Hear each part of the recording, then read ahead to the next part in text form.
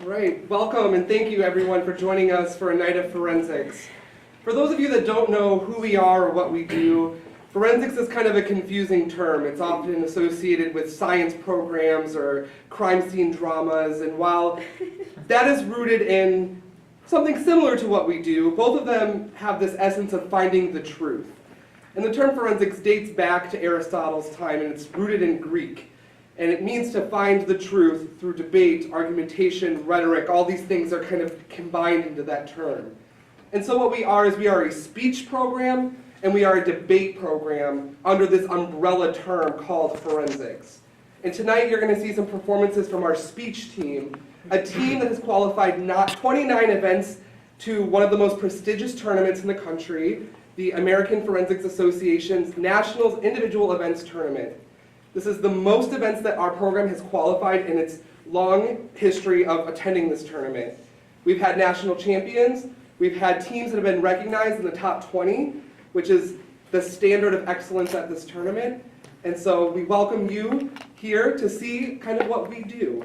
And this is practice for our students as well, as they are likely to perform in settings just like this on a large stage in front of a sizable audience. And so they get that practice as well. So the purpose of tonight is to practice, but it's also to share with the community something that we do. And one thing that I'm very honored to have happen tonight is a lot of our public speaking instructors are here, maybe some of their students are here. It's a way for them to learn inside the classroom, but also see some of our students who practice all year round in a competitive setting to showcase some of the skills that they're trying to incorporate in their classroom. And so I think that's a great way to show what we are and what we do and its application in the real world to these students who are also learning currently. If you look at your brochure, it outlines more about our program and what the lineup is for today. One thing that I want to stress is that these are performances, and they're meant to be funny at times. They're meant to be sad at times. They're meant to make you feel something. Please feel free to clap at times that are appropriate. Please feel free to laugh, to have those feelings occur, because that's what this is for. It's designed that way, and you're not being inappropriate if you kind of laugh when there is a funny moment. It's not like a movie theater where you're supposed to be silent the whole time. This is more like a live play where you would have those type of emotions and those feelings. Also, we'd like to respect our performers and ask you to please silence all electronic devices. And if you have to leave tonight, please wait until one of the performers is finished so that you're not distracting them as you leave. So with that, let's move on to our first performance. Is from senior James Stage, who will be performing what is called extemporaneous speaking. Extemporaneous speaking is a limited prep event, meaning that James didn't know what he was going to talk about until half an hour ago when I gave him a series of 3 questions. These questions are either political or economic in nature, and his job is to structure a 7-minute speech within that 30 minutes that answers a question, and it's argumentative in nature. He will use sources to back up his claims and his argumentation.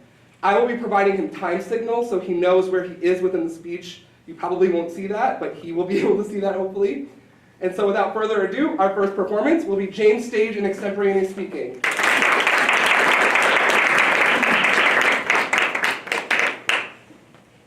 Don't worry about this one, there probably won't be any laughing during it. There will be crying. It's about politics.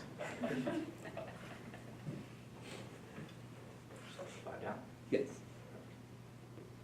Think back to the movie Moneyball. It argues that statistics controls a lot of the world that we see around us. They specifically applied it to the Oakland Athletics. And, as Brad Pitt found out with Jonah Hill, when you use those statistics, you can take a team from an underperforming organization to quite possibly World Series champions. And while it didn't happen with Brad Pitt's team, we saw the power that relying on statistics and using their predictive abilities could have.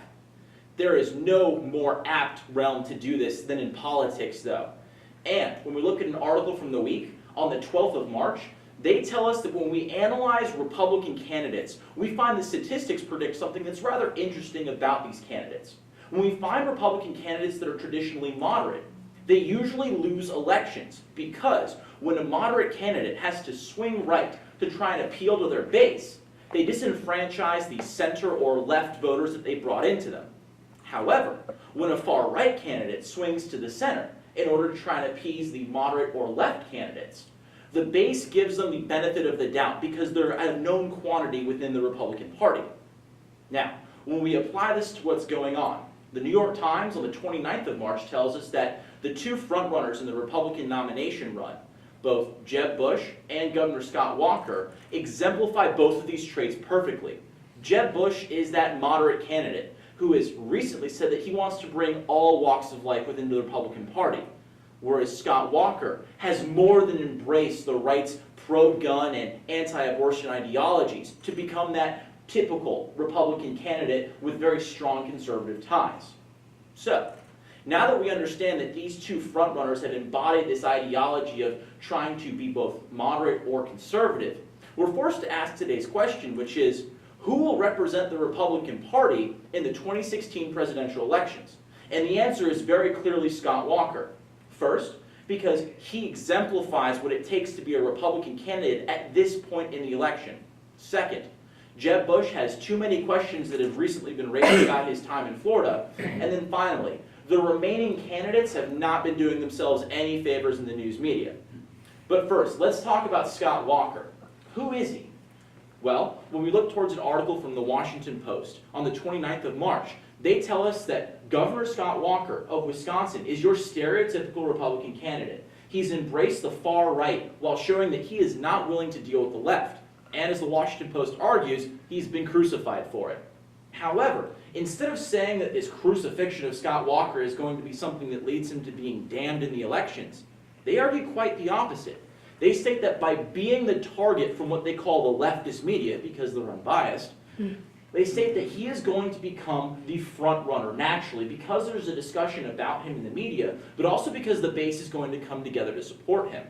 This is further supported by Politico, and they point to Real Clear Politics data, updated today, stating that Governor Scott Walker is currently leading the Republican nomination battle because of this constant news media battle about him.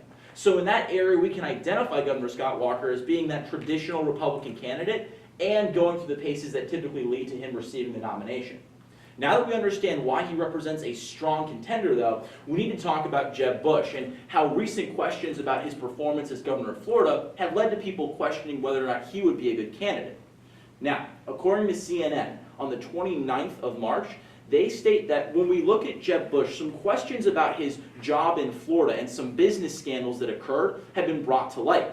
Normally this wouldn't be that big of a deal for someone who was a governor so long ago. However, according to the Town on the 29th of March, they tell us that in reality these questions being brought up in a news media that is so concerned with scandal has really started worrying people about Governor Jeb Bush's ability to become president. Because there's already scandal built into his campaign, it's going to be something that's very hard for him to overcome.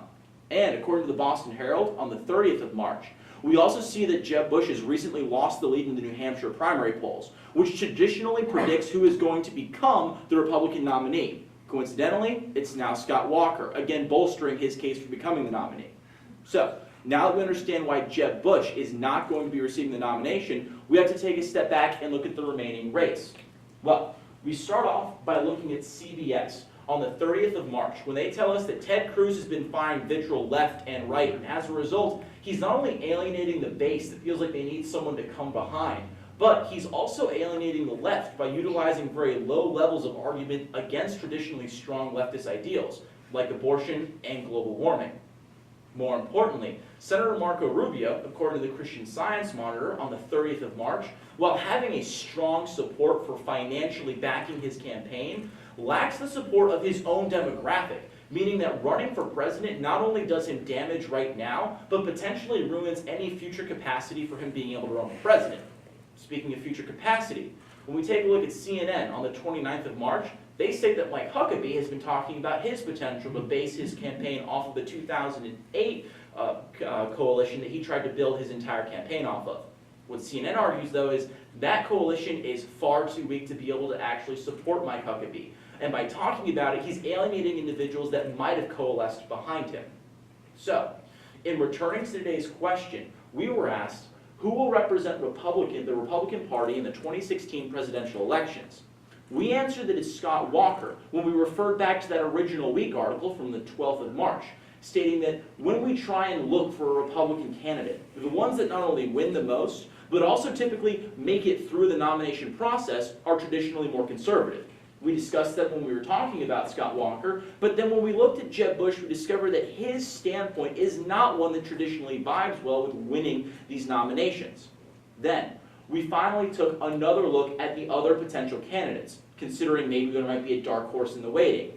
However, the Republican candidates have been far too vocal to preserve their chances of being able to build either efficient coalitions or prevent the damage that would sink their ability to run in the future. And as a result, these candidates don't have the capacity to put a push into the future.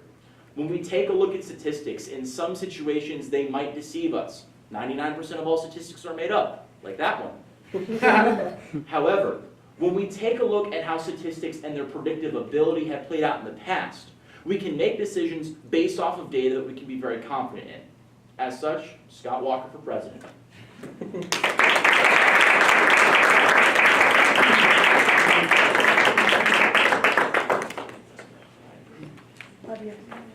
So unlike James, I've lost my ability to speak without having exact prepared notes. I realized I never introduced myself. I'm Nick Thompson. I'm the Director of Forensics here at Florida State. I'm also a PhD student in the School of Communication. I'd also like to introduce my Assistant Director of Forensics, Scott Branton, who's off screen but he's in the room.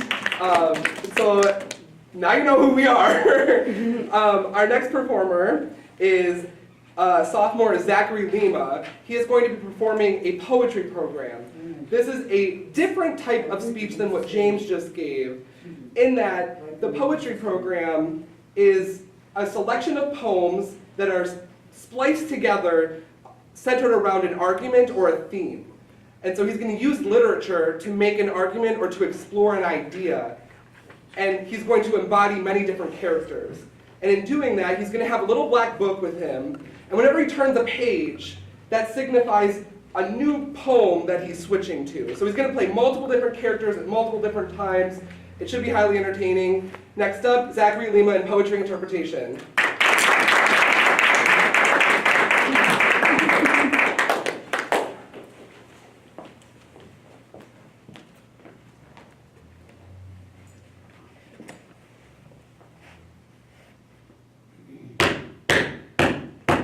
I like the sound of police. I like the sound of police. I need the sound of go ahead. Smack him one. He expects it, so it would be rude not to. Besides, look at him giving you that dehumanizing stare. How dare he look at you in that manner? He thinks he's better than you. Approach in such a way that makes you look huge. The thing about having your ass kicked by the police, that it is the most professional beating that you will ever receive. These men are artists, but be loud. Put this one down before he even starts. Maybe grab him from behind or use the baton. Do not be swayed by his cries and pleas of innocence. It's not about a festival of raised arms and sighting smiling bullets. It's just about bullets. Bullet lonely. Bullet needs warm flesh. That's what Bullet's told to do, trained to do, to holster, to claustrophobic escape, to burn and caress, and the thing about being oppressed is that I'm not. I'm young, white, straight, and male in America. I will never kiss concrete if I don't mean to. I will never be kept from being something just for being something the night Ferguson burned. White America came home from work, turned on the TV, and crowned an idol. Made it look like dancing. Made it look like law and order. This is our talent, America. To sway without feeling. To read a script without acting. To flinch. And swear we didn't flinch at all.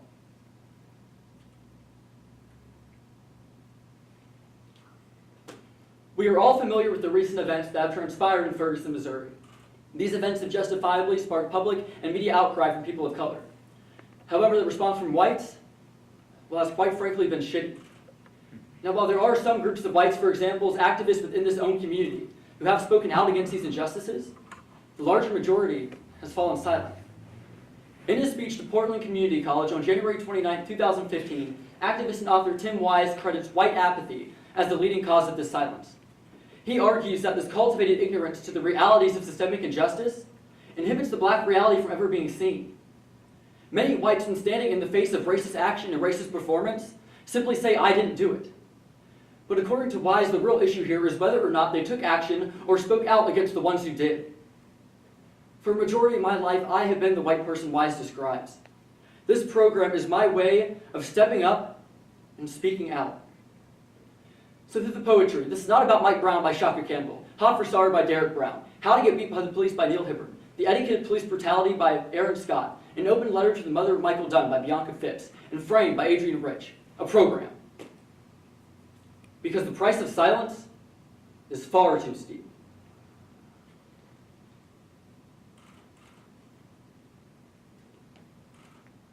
I'm standing somewhere just outside the frame, watching the man who watches the building. We are both white. I can see him telling her to move on and go out of the hallway. I can hear nothing because I am not supposed to be present. I can see her gesturing out towards the street. I can see her drawing her small body up against the implied charges. Make up any excuse you want. It doesn't need to sound good. As a matter of fact, it would be insulting for it to sound too plausible. Say something like, he was looking at us all leery and then he raised his arms. So we had to throw him to the ground, smash his face to the concrete, knock his teeth out, and then put him in a chokehold. You see, it's important to neutralize the threats, a race that has declared itself neutral. Neutralizing threats that do not exist. You do not live in a dangerous world. You created one. And the earth underneath your feet is littered with bones. Bullet likes bone. Likes bone better. Likes to find bone. Likes how the ricochet is more fun and more lethal. Likes how random pain can be easily inflicted. But Bullet barely seen. The night Ferguson burned. My white friends looked for answers. But we didn't look at each other. The night Ferguson burned, we didn't think about black boy body bleeding in the street, or black bodies in prison, or black bodies that just say bodies. Her body is different now. I'm standing just outside the frame of action when the anonymous white man returned to the white police officer. The policeman is going to work. As a matter of fact, don't hear them at all. Be deaf to his cries. Innocence doesn't really matter here anyway. Sort it out later. Do not be inhibited with violence. Punches, kicks, strangulation holds, baton blows, and so on. But don't worry. The state has your back. The handcuffs are on her wrist. He is throwing her down. His knee has gone into her breast. He is throwing her down the stairs, and I am unable to hear a sound of all of this. All that I know is what I can see from where I'm standing. There is no soundtrack to go with what I'm watching. Here comes the music of war. I need the music of war. Bullet now bullets. Bullets now swarm. Bullets now swarm like bees, like locusts, like religion, like control, but Bullet wants more than control. More than religion. Bullet wants to be remembered. Wants to aim high, seems legit. So yell racial epithets, shoot wildly, at least 40 shots if unarmed, more might be better. You see, it's only polite to flex your authority every once in a while. Let the world know how tough you are. I like the sound of police. You are the sound of police. In comes the sound of police banging her head in silence as she cries out, in silence as the tears begin to flow, in silence as she tries to explain that she was only waiting for a bus. In silence as she tries to plead with the other police officer, as if he could be trusted to even see her at all. Bullet gets to read for the role. Bullet gets to read for the role and kills the audition. and gets flown to Missouri for the first day of shooting. But Bullet's scared. Bullet's scared of lights, of camera, action, a body camera.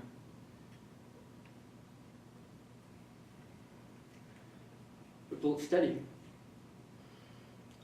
Bullet focused. Bullet believes it could do anything it wants to do. The standard charge is resisting arrest. Assaulting an officer. Pile up any old charge here. What does it matter anyway? To make those feel safe and whole, you have to break one or two every once in a while. So they know your power is both awesome and nearly completely unchecked. Oppression exists because some people have power. And they will do anything they can to keep it. And the thing about power is that it is really hard to control someone when they are human, just like you, men and women who didn't get grade markers, let alone gratitude. Callous attitude and careless nature making graveyards of gas stations. The meek shall inherit the earth, but only after they are buried in it. How many young boys need to be murdered in the dark before we are willing to turn on the light?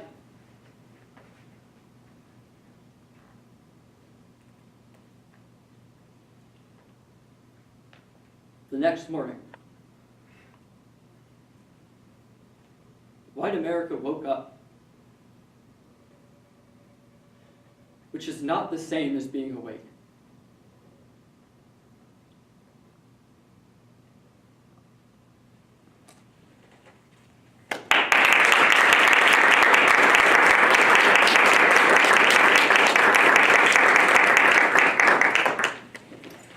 Right. Thank you, Zach. We are once again moving to a different genre. This is what all of you public speaking students will probably relate to the most. This is Manish Kanal. He is a sophomore, and he is competing in an event called Persuasive Speaking. It's exactly like it sounds. His goal is to persuade an audience to do something. The unique thing about Manish is that because he is a state champion in this event, he is representing Florida State at the oldest speech tournament in the country, the Interstate Oratorical Association. Only 2 students per state are invited to join this tournament, and he gets to be one of them. This is Manish Kanal, sophomore. He is performing his persuasive speech.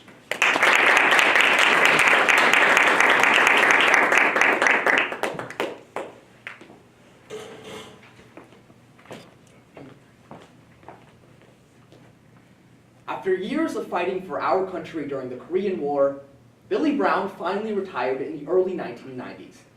Having escaped enemy bullets and the constant threat of death, his government benefits were all that he had left.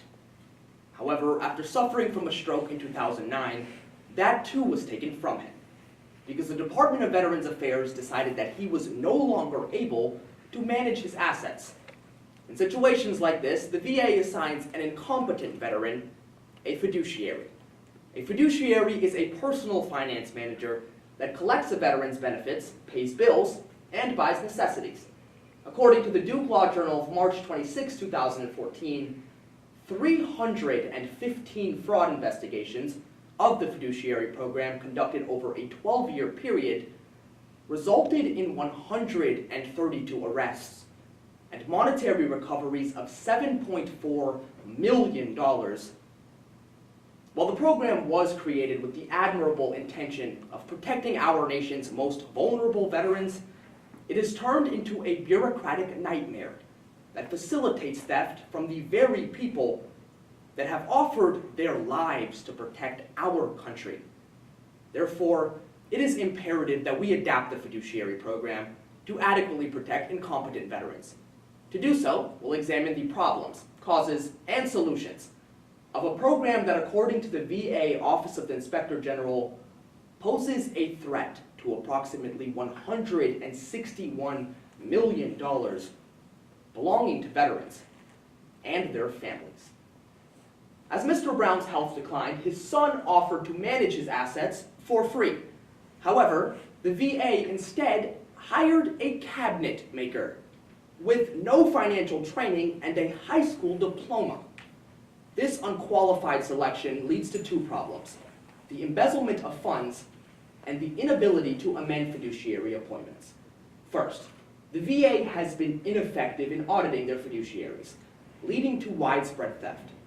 The previously cited Duke Law Journal chronicles 2 cases where appointed fiduciaries stole from incompetent veterans. In the first case, Joe Phillips embezzled over $2 million from 28 different veterans over a 25-year period before finally being caught by his first ever audit. Similarly, Hazel Diane Hill managed 16 veterans' accounts, stole $62,000 from 3 of them, and was never audited. Instead, she turned herself in after feelings of guilt. In addition to rampant embezzlement, the program also prevents veterans from amending their appointed fiduciaries. According to the Veterans Benefits Administration website, last updated March 23, 2015, all veterans are given the right to appeal their decision of appointed fiduciary. However, the VA will only overturn a decision if a veteran can prove malfeasance.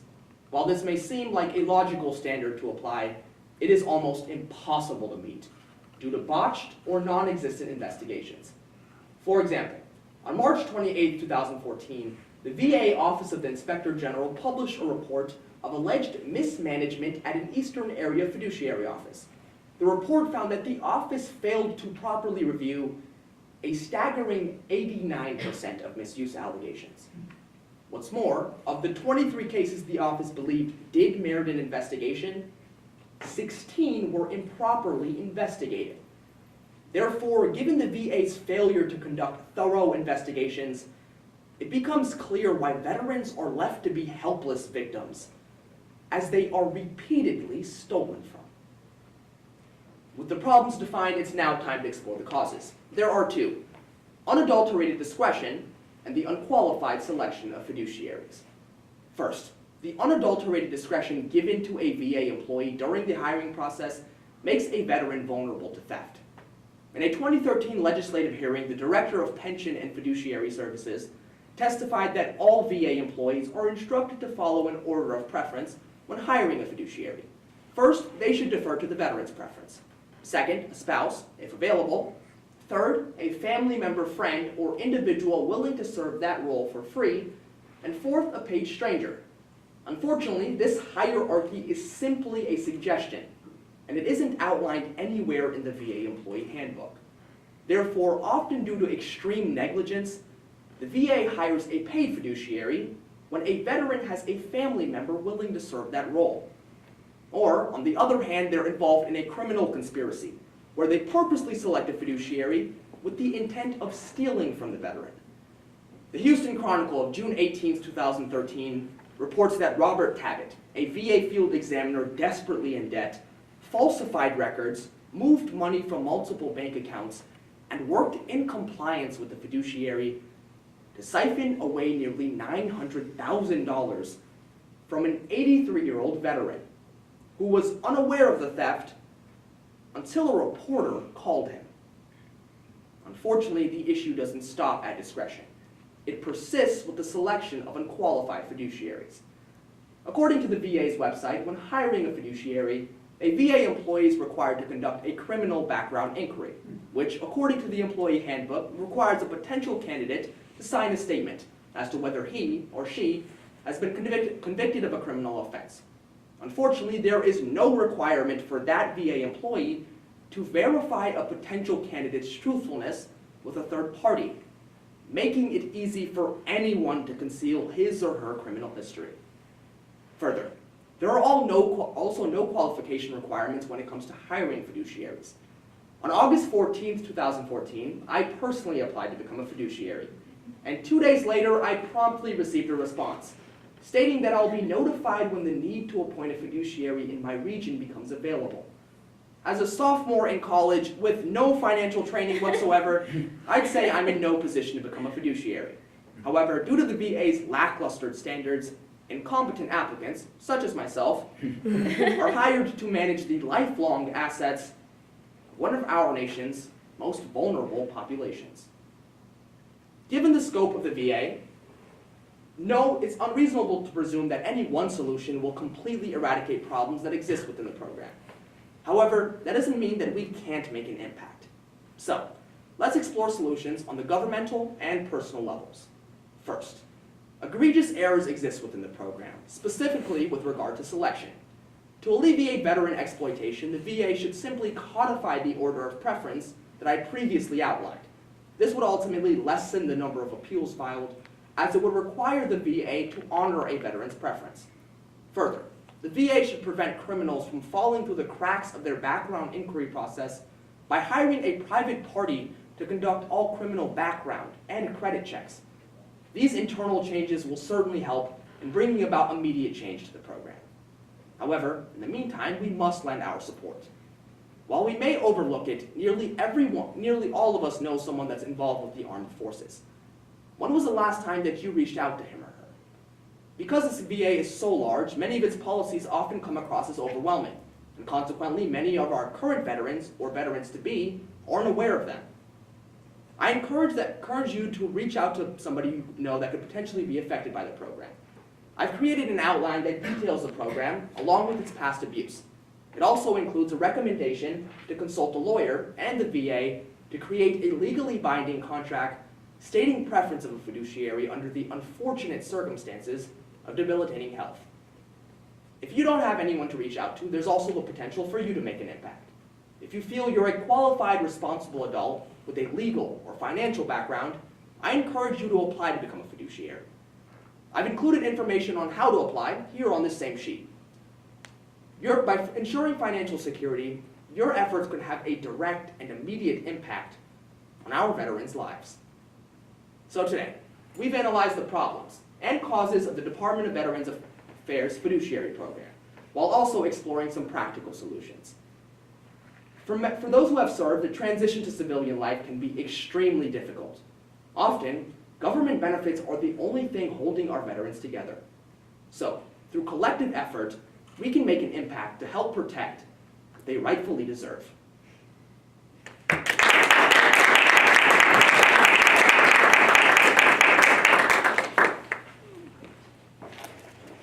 Thank you, Manish. We are now moving back to our inter realm, and we are going to have Eliza Jones, who is a sophomore, perform a prose. And prose is like a story. It's her job to be a character, but also tell a story to all of you in an engaging manner. And so you're going to hear what I think is a very powerful story from Eliza Jones in her prose.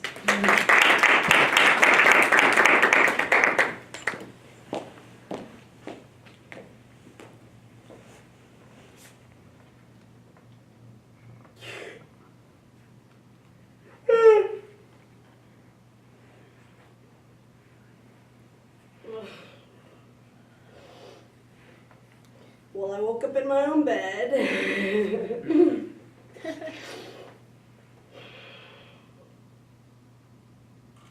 Alone.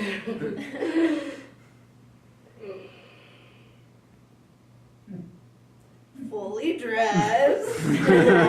Thank you very much. Lucky me, because the pink polo and ballet flats weren't mine. Only the jean mini. I like to call it my Houdini skirt because it makes your butt disappear and you can slip out of it even in handcuffs. Oh, that's a joke. Why do camels drink? To forget. I could hear Butter in the bathroom singing along to the Beach Boys and washing her face with Noxzema. Which kills me. I never met someone with a name like Butter until I got to college. My mom always asked me, who names their child after a dairy product? And I tell her, rich people. In her essay, Fighting Bodies, Fighting Words, a theory on politics and rape prevention, Professor Sharon Marcus challenges our conventional accounts of rape. Marcus laments that our conventional accounts of rape are scripted, that they contain a series of actions and roles that play out in an almost formulaic manner. And using the metaphor of a script, Marcus alters our association of passivity and victimhood as normative roles assigned to women in an environment structured by rape culture. It's only when an actor acts outside of their scripted roles that a change to the script can occur. Out of the Blue and Into the Black by Elisa Chappell. Buddy, did you call your mom? I roll onto my side and try to rock myself back to sleep. Rocking usually helps, except my arms and legs, they ache. It's like I've been dragged through the streets by wild dogs.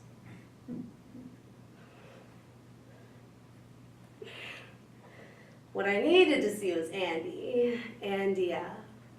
My Andy. I never met someone like Andy before. I've never known someone who liked me no matter what I did.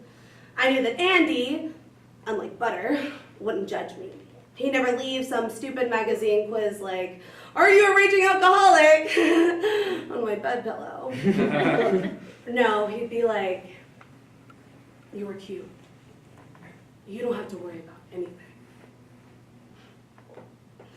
You know, maybe I would just stay in bed today. Maybe I really am sick. You know, sometimes I have to say I wish there was something seriously wrong with me. I mean, like, totally curable, you know, but real. Because when big stuff like that happens to people, people just start seeing them differently. All of a sudden, they become better people, even though inside they're exactly the same person. Unless it's something like what happened to Charlotte. Nobody knew what to do with that. Butter says that I think about Charlotte too much, but I think that no one thinks about her enough. Even Andy, who after we told him what happened to Charlotte, said that he'd go to his frat and pulverize the motherfucker. But now anytime Charlotte's name gets brought up, people just start acting all funny. All I know is that this guy is still in school. I don't want her to think I'm not giving you her messages, love. Call your mom. Wasn't like I meant not to call my mom. I just knew what she was gonna say. That woman is like a broken record. Hi, how are you? What are you up to? Are you having fun? Have you met anyone special? Why haven't I fucking heard from you? And you know, I would just have to tell her that 2 weeks ago, I went to an around the world party at ATO with Butter. And I could tell her that every time you went to a different country, you got a stamp. Like the kind that they give you on your passport when you go through customs. Oh, and you know, I would just have to tell her that before that, I went to a beach party with my friend Charlotte. And if you want to know the truth, I didn't even think to tell her I was leaving because she was dancing with this guy. And like I told my mom, it looked like she was having a blast. And then my mom would say, wishing it was me we were talking about and not my friend, "Who is this boy?" And I would say, "The guy that will rape her," thinking that while that was happening, I was letting some dude stand Brazil on my ass. But for once, my mom wouldn't say, "Maybe he has a friend." No. She would be speechless. Bloody hell, Bender, what have you done? Gone and got yourself a black eye? Jesus, have you fucking looked at yourself? Oh, I know, I walked straight into the door last night. I can't believe you didn't hear me. I wailed like a banshee.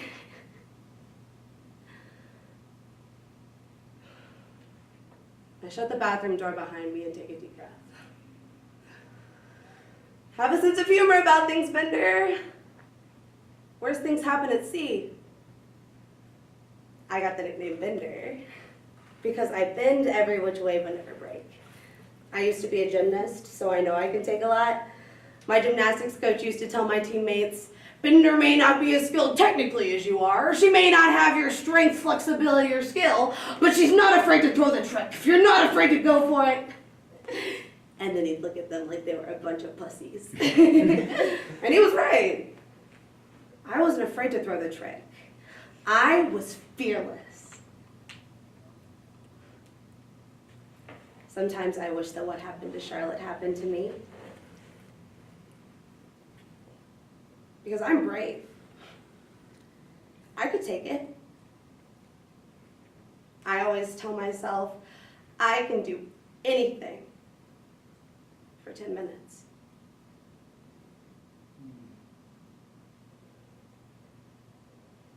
I look down at the splatter stains on the front of my skirt.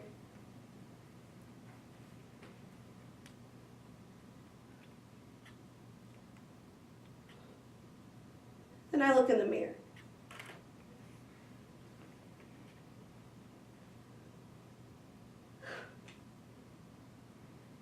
My skin is covered in this bluish, purplish bruise. And the skin is puffy and spongy. Like the time that I got stung on the eye by a wasp in kindergarten.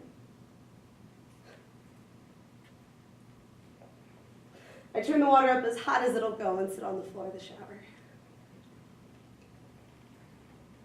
Pretending it's rain.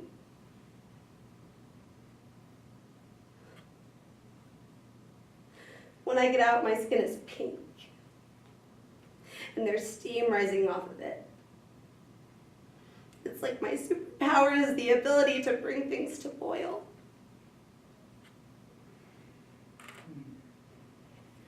Butter gave Charlotte a hard time that night for taking a shower. You didn't. Don't you know you're not supposed to do that? That's the first thing they tell you. Butter says that in America, a woman is raped every 6 minutes. And she didn't mean to yell. She didn't mean to make things worse, but she destroyed the evidence. And if Charlotte didn't report it, he'd just do it again to another girl, and I thought,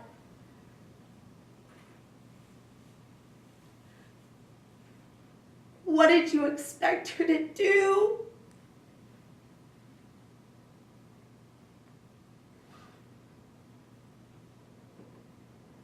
I don't realize how tired I am until I lay down on the sofa. It feels calm and safe.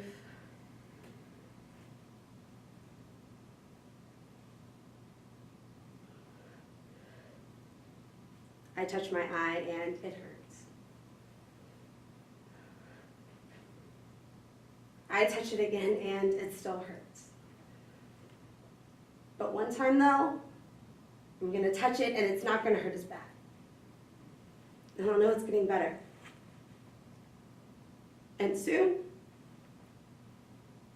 I will forget it ever happened.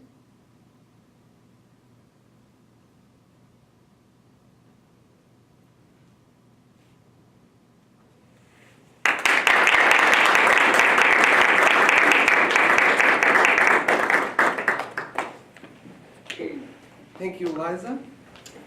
Next, we're moving back to our public speaking arena. And again, for the public speaking students, this might seem familiar.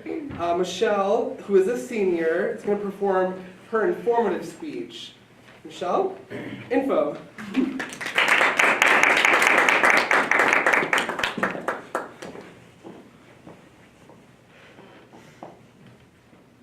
When just 14 years old, Oregon native Tom Carlson entered his first correctional facility. He spent the first half of his life in and out of prison, but it wasn't until his fourth trip to Portland's Columbia River Correctional Facility that he knew he needed to change his life. Fortunately, Tom was afforded this opportunity through a revolutionary organization responsible for helping hundreds of inmates earn college degrees, protect endangered species, stock local food banks, and secure meaningful employment upon release from prison. This revolutionary organization is known as the Let Us Grow Foundation, and it's a Portland-based non-for-profit responsible for managing the state's prison garden system. While prison gardening is not new, Let Us Grow's synergistic approach is. According to their official website, last updated January 8, 2015, the Let Us Grow Foundation has partnered with the Oregon State University and Oregon State Food Bank to not only provide a therapeutic outlet for inmates, but to help them earn a technical degree in horticulture and develop life skills crucial for employment. So today, we're going to take a closer look at the Let Us Grow Foundation, examine some advantages and limitations, and finally, consider the implications of a program that has turned out over 500 graduates in a state which the Center on Budget and Policy Priorities of October 2014 notes is spending 4 times more on prisons than educations. Initially, to better understand why the Let Us Grow Foundation is so unique, we need to examine its central goals and practices.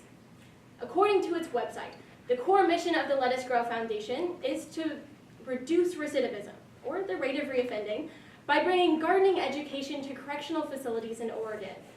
They do so by providing classroom learning, hands-on experience, and by encouraging the prisons to use their own harvests in their kitchens, or to donate to local food banks.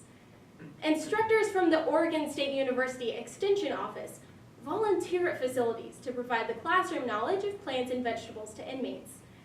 Currently, there are 2 levels of certification available through the program: the Seed to Supper program, an intensive course which covers the fundamentals of gardening, and the Master Gardeners program, which is taught by specialized college faculty and is considered more rigorous and advanced coursework. These certifications allow inmates to obtain positions at local farmers markets, lawn care and landscaping services, and local nurseries. On August 22, 2013, Attorney General Eric Holder and Secretary of Education Arne Duncan reported research findings that those who participated in correctional education programs were 43% less likely to return to prison.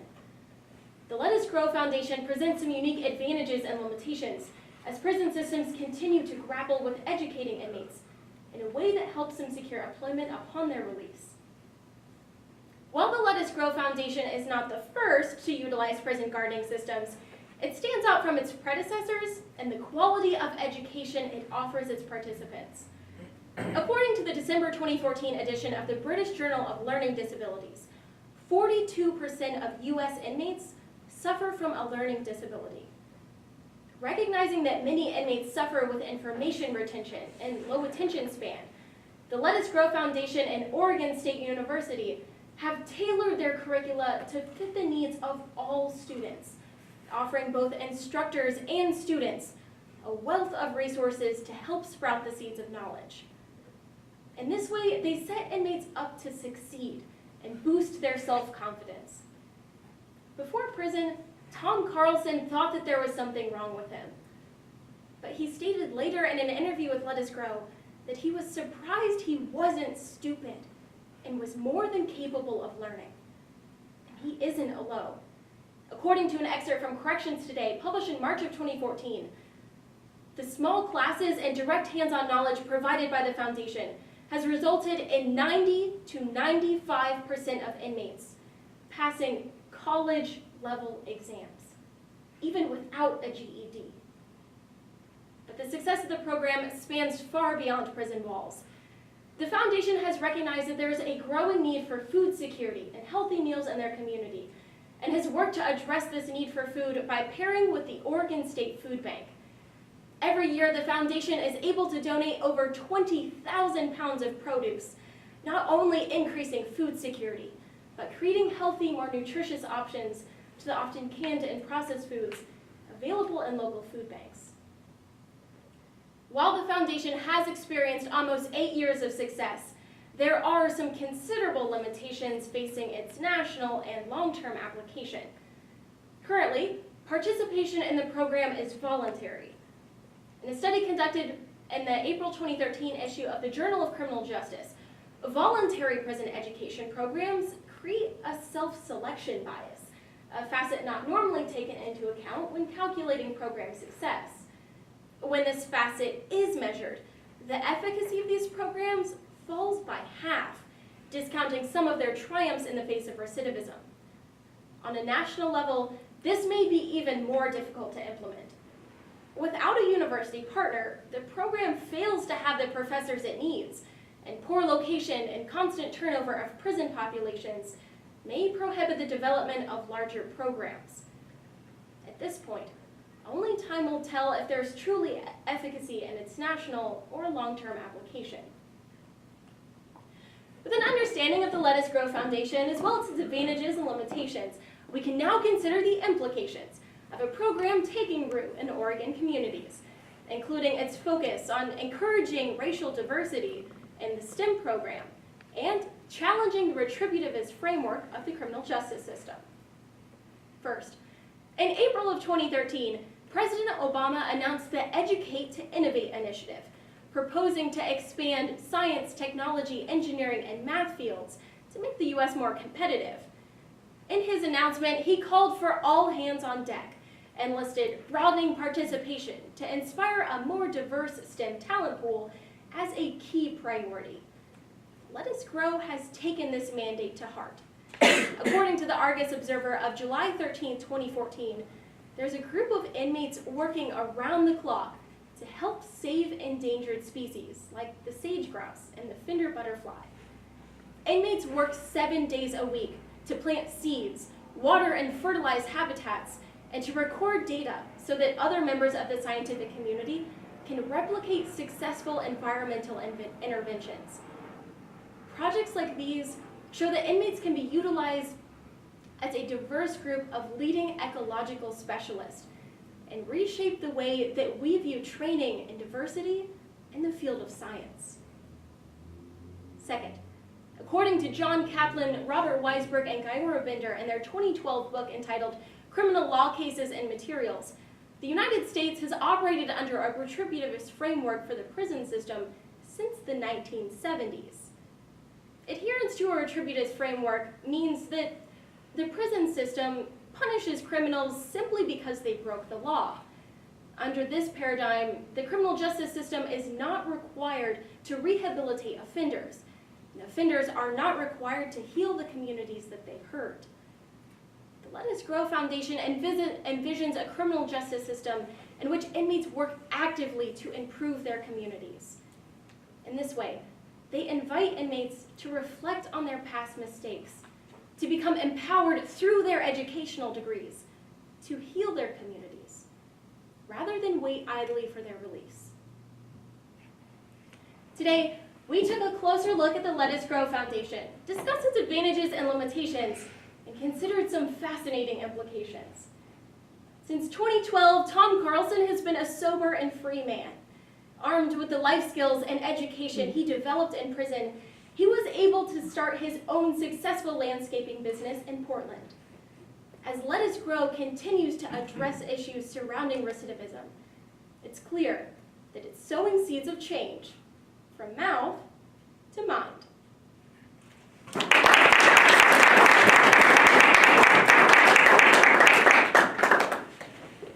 Thank you, Michelle. And our last performer of the day is senior Kendall Gray. She is doing an event called Program Oral Interpretation, which takes poetry, which you've seen, prose, which you've seen, and drama, which you haven't seen, but it combines all three of these genres into one program. And her specifically revolves around an argument, which is kind of the national trend. This event is kind of dear to our heart here at FSU because we've had a national champion and a national runner-up in this event. So in Portland, this event will be performed by Kendall Gray.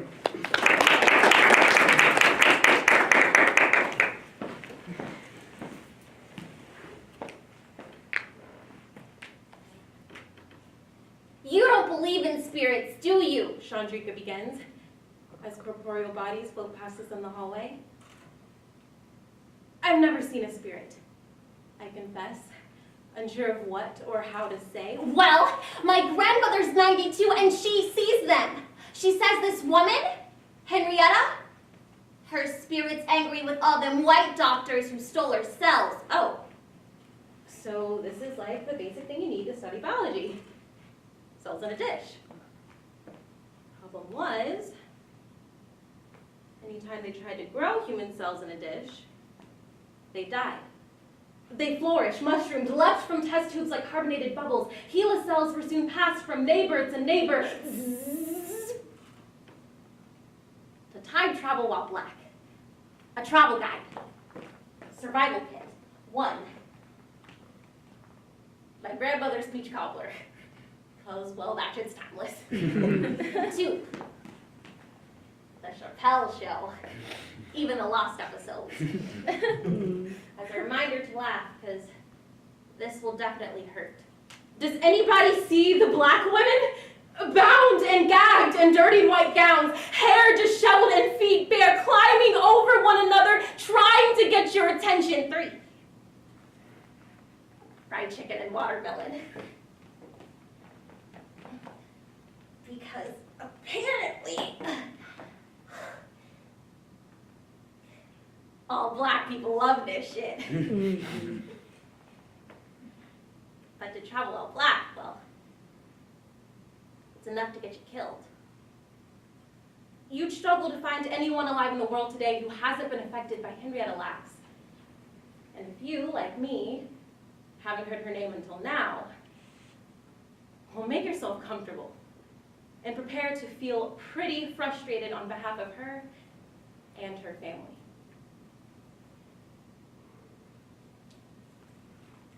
In 1951, Henrietta Lacks went to the Negro ward of Johns Hopkins Hospital in search of treatment for her cancer-related pains. Rather than receiving this treatment, her cells were instead harvested by a doctor who never asked her permission. And those cells have been used all over the world, generating billions of dollars for pharmaceutical companies. And shockingly, the public wasn't even aware of this issue until 2010, with the release of Rebecca Skloot's book, The Immortal Life of Henrietta Lacks. Proceeds from the book sales went to the Lacks family for health care, because disgustingly, they had no health insurance. Still, it wasn't until last year that the National Institute of Health finally put the Lacks family on a board, so that they could be in control of Henrietta's information. And who gets to see it? So through the poetry to Time Travel While Black by Sojari Bradley, For Elise Lacks by Sharita, the prose The Controversy Over HeLa Cells by BioLegend blog, True Play tells True Story of Henrietta Lacks by Sam Wanfer, and the drama Clips from Henrietta's Tumor by Radiolab. A program, because it shouldn't take 60 years for people to realize that black women's bodies are not for sale. Before we can take a look into the well-publicized and highly studied HeLa cell line, we must first understand what a cell line is.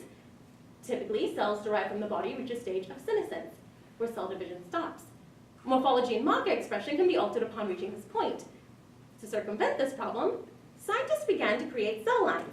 In any case, Mary says they were completely stumped as to why the human cells always died. They just did! So on the day that Dr. Guy walked in and handed Mary a tube with the nameless woman's chunk of cervical cancer inside, well, no one expected anything. I was just eating lunch and I thought, oh, to heck with it. They're not gonna grow. I'm just gonna sit right here and finish eating this sandwich. And that's what I did. Zzz. Time travel while black, well, it's enough to get you killed. Your body is always seen as a target. No matter the time period, your existence has always been sacrificial. You were born to become a lamb, silenced, your mouth a masquerade with dead languages speaking in the dialect. See, we never travel back in time the way most imagine. Never in phone booths or with Doctor who, by the way, once received a polio vaccine thanks to Henrietta Lacks. HeLa, her cells were called, to make them nameless, faceless, the property of medical science. HeLa, this woman whose body died at 31, but not her cells. I see them. I hear them. They must be wondering, why is there a statue of Henrietta Lacks in the middle of this room littered with our bodies?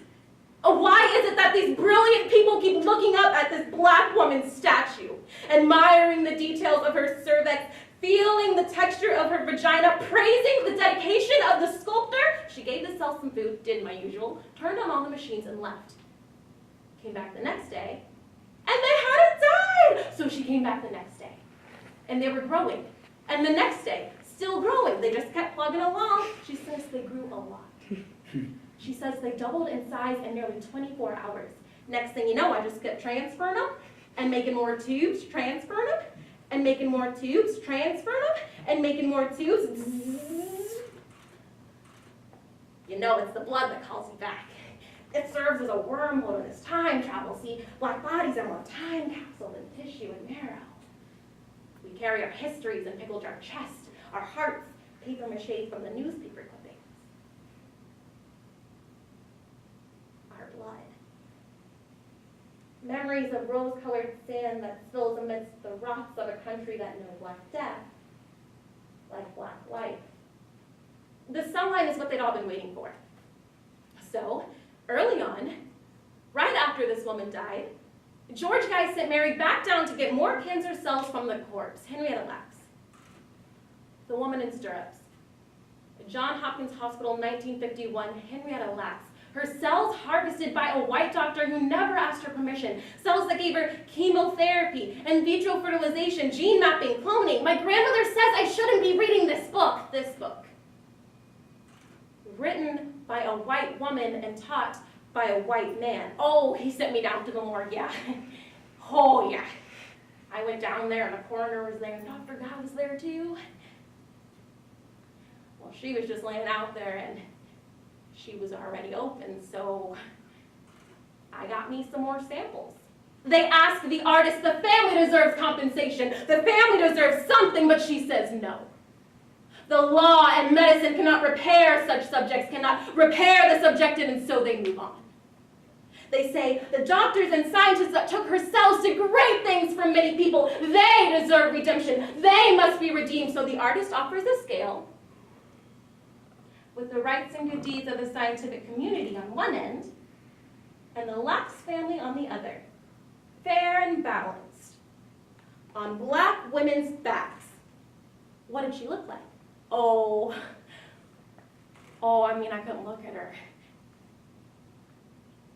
You know, I couldn't look at her face. I could only look at her toes. And well, those had chipped nail polish on them, and that was like, oh,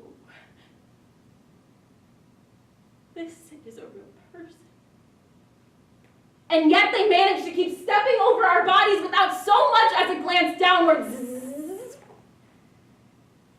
Time travel has always been a matter of privilege, so to the people on this tour, there's no room for your guilt, get rid of it. But take note and stay on notice because to time travel while black, it's to know your body as an inflamed wooden frame. It's to hear your name as a chant and the modern march toward justice that we may still be marching toward for an eternity.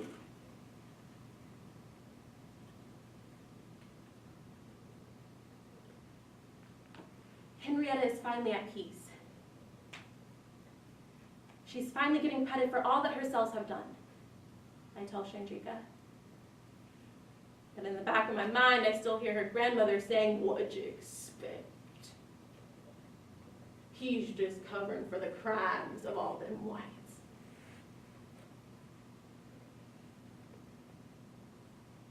So I don't tell her. The pharmaceutical companies have yet to offer a single penny.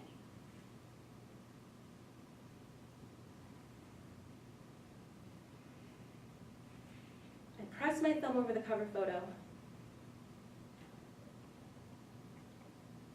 and I shield Henrietta's eyes.